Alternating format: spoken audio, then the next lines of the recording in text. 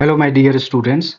हमारे क्वेश्चन है three charges are arranged at the vertices of an equilateral triangle of side L the dipole moment of the combination is.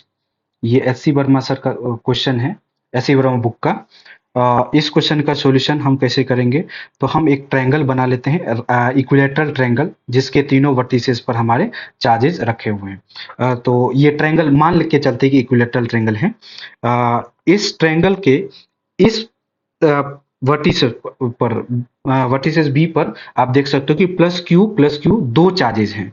तो एक ले लेते हैं plus Q charge और एक और ले लेते हैं प्लस क्यू चार्ज। मैं नाम इसका लिख देता हूँ B and this is C and this is A. ठीक है, इस माइनस क्यू चार्ज का और इस माइनस क्यू चार्ज का अगर कॉम्बिनेशन इन दोनों चार्जों से लोगे, प्लस क्यू और प्लस क्यू का लोगे, तो ये एक डायपोल बनाएगा। तो इलेक्ट्रिक डायपोल बनाएगा, क्योंकि इलेक्ट्रिक डायपोल क्या होता है, two equal and opposite charges का कॉम्बिनेशन ही इलेक्ट्रिक डायपोल होता है।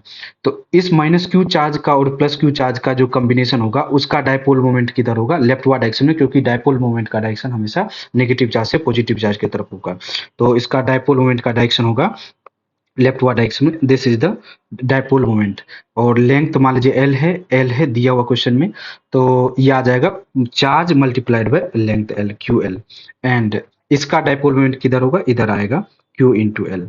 अब आप जानते हो कि ये एक वेक्टर क्वांटिटी होता है, डायपोल मोमेंट एक वेक्टर क्वांटिटी होता है।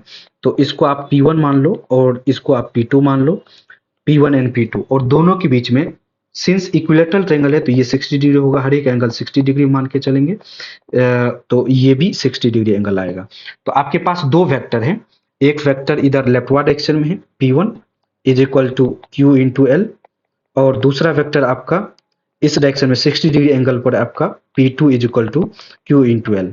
और दोनों सेम है, दोनों का मैग्नीट्यूड सेम है, तो दोनों का जो रिजल्टेंट होगा, दोनों का रिजल्टेंट वो इसके मिड पॉइंट से जाएगा, है ना, इसके मिड पॉइंट से जाएगा। This is the resultant P resultant. तो इसका मैग्नीट्यूड कैसे निकालेंगे, तो दो वेक्टर के बीच में एंगल दिया हो और दोनों वेक्टर का मैग्नीट्यूड पता हो, तो उसके लिए ट्रायंगल ऑफ वेक्टर एडिशन करते हैं। तो that will be equal to P1 square plus P2 square plus 2P1 P2 cos theta. और यहाँ पर थीटा का वैल्यू बेटा कितना दिया हुआ है, 60 डिग्री। सो P1 स्क्वायर और P2 स्क्वायर, P1 और P2 दोनों बराबर हैं, तो ये आ जाएगा Q square L square plus Q square L square plus 2 into Q into L into cos 60 degree. अब बेटा cos 60 का वैल्यू कितना होता है, cos 60 का वैल्यू 1/2 होता है। क्यू स्क्वायर एल स्क्वायर आप देख सकते हो कि ये क्यू स्क्वायर एल स्क्वायर, ये आ जाएगा 2 Q square L square plus 2 into Q square L square into cos 60 का वैल्यू 1/2, 2 कैंसिल आउट हो जाएगा, तो ये आ जाएगा √3 क्यू स्क्वायर एल स्क्वायर। तो उसमें से √3 हम बाहर निकाल के क्यू इंटू एल कर देंगे।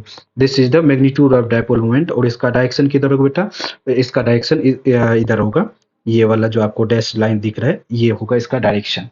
ठीक है, थैंक यू।